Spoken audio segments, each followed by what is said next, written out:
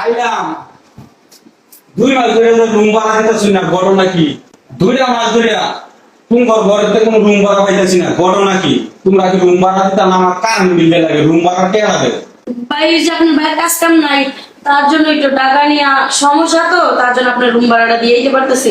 শুনো, ওইটা কথা তো আর বায়ুলা হতো না, বায়ুলারে টিয়া দিনই লাগবো। মানে টিয়া তোমার তাই নাই না ভাই, রুম ভাড়া টিয়া তুই না পারে। হ্যাঁ, আমি যে সুন্দর দেখতে, খুব ভালো, আমার জামাইটা সারাদিন ডিউটির মধ্যে, আমি যদি আমার কিছু একটু আদর ভালোবাসা দিতাম, তাহলে রুম ভাড়া না দিলেও চলতো। সি ভাই, এগুলা কি বলতেছেন?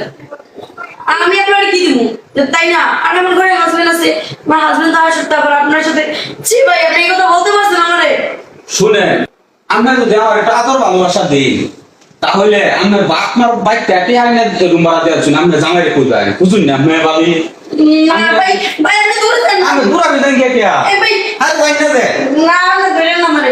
টিয়া টিয়া তাই রুম ভাড়া টিয়া দে, নাইলে নাইলে আমার যেটা দরকার আমি ওটা দিই না। আমার ওইটা তো ঠিক আছে ভাই, তার জন্য এই টাকা দেওয়ার জন্য আমি আমার স্বামীর হোক আপনার দিয়ে দেবো, এটা কি কখনো সম্ভব? আরে আমার স্বামী তো জানতো না।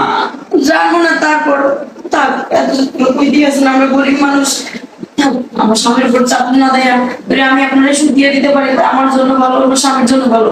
আমার স্বামীর এমনিতেই কাজ কাম নাই গা। শুনিয়া পরে আমি তো আদর সুয়া করে যাই গিয়া, আমার জামাইরে কইবেন যে আমি রুম ভাড়া টিয়া বাড়াবে তেনা দেখাচ্ছি। শুনিয়া পরে